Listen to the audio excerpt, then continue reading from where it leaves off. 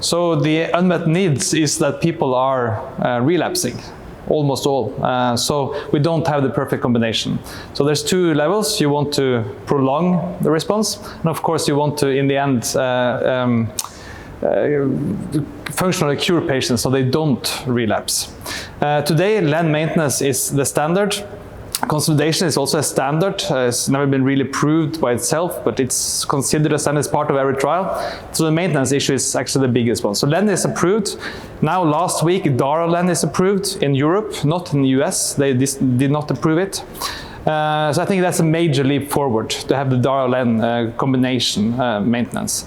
But I think this is just one step ahead, increases the time to progression and increases the responses and the duration for patients.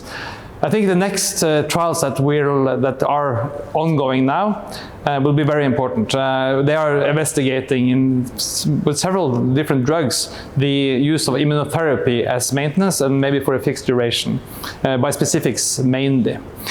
So they will be very exciting. They are compared to Len as maintenance. So now Len is the standard, so then you get into the same problem as always, that the studies are coming, it takes many years.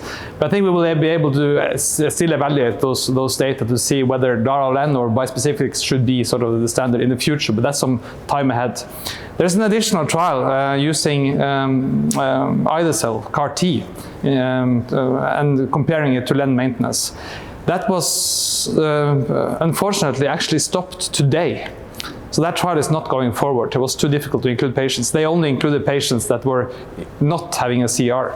And those patients are getting fewer and fewer, fortunately. So Len today, Len tomorrow, and then bispecifics in the future, probably.